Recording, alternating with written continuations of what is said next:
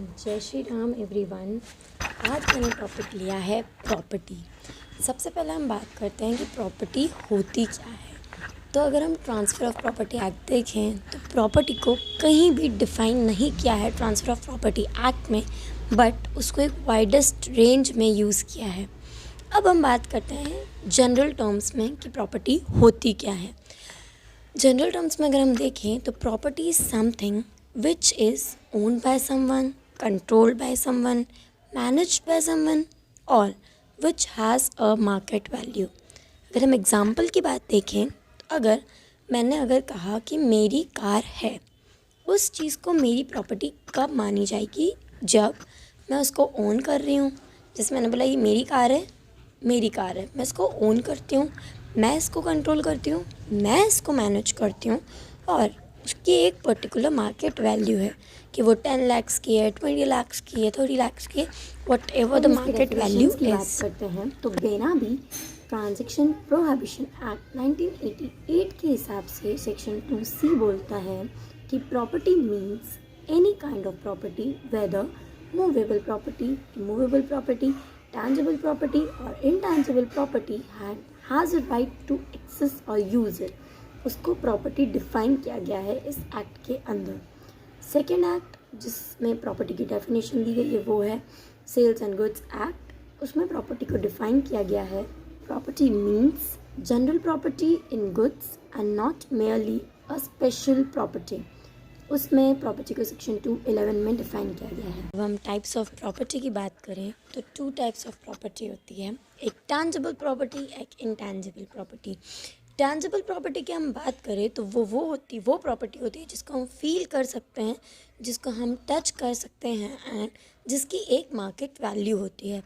Tangible property के अंदर tangible movable property, tangible immovable property होती है। अब हम बात करते हैं इनटैंजिबल प्रॉपर्टी की।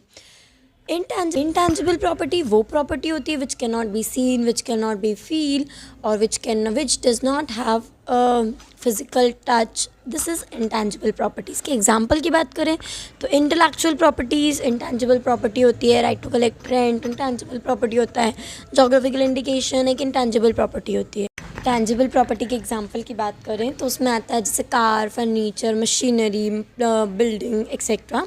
इनटैंजिबल प्रॉपर्टी के एग्जांपल की बात करें तो उसमें आते हैं जैसे कॉपीराइट, पेटेंट, ट्रेडमार्क। अगर हम इनको डीपली समझें, क्योंकि हमें हमारे ट्रांसफ़र ऑफ प्रॉपर्टी जो हमारा प्रॉपर्टी लॉ है उसमें सिर्फ कुछ पार्ट है इसका कि समराइज्ड फॉर्म, तो हम अगर उसमें समझें तो कॉपीराइट से हम क्या समझते हैं? कॉपीराइट वो राइट होता है जो कोई इंसान अपनी राइटिंग्स पर किसी को राइट देता है। फॉर एग्जांपल किसी ने अगर नॉवेल लिखी है तो उसको मूवी बनाने का राइट देता है वो डायरेक्टर को, या किसी ने कोई स्क्रिप्ट लिखी है तो उस चीज़ पे प्ले करने का राइट देता है। हम बात करते हैं पेटेंट की। पेटेंट वो होता है जिसमें किसी के इन्वेंशन को प्रोटेक्ट किया जाता है। कमिंग टू ट्रेडमार्क वो होता है, ट्रेडमार्क एक ऐसा मार्क होता है जो एक कंपनी को दूसरी कंपनी से यूनिक फॉर्म में बताता है, मतलब एक कंपनी को दूसरी कंपनी से डिफ्रेंशिएट करता है। जैसे मर्सिडीज़ का सिंबल, ऑडी का सिंबल, ये सारे सिंबल कैन नॉट बी। हम बात करते हैं tangible movable property, tangible immovable property. तो मूवेबल प्रॉपर्टी को डिफाइन किया है सेक्शन 29 ऑफ रजिस्ट्रेशन एक्ट 1908 में।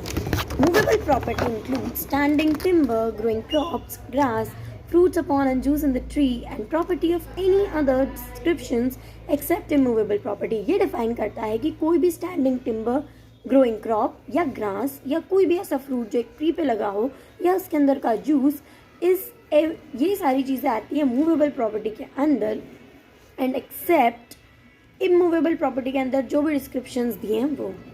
Any property which has a certain market value and which can physically move.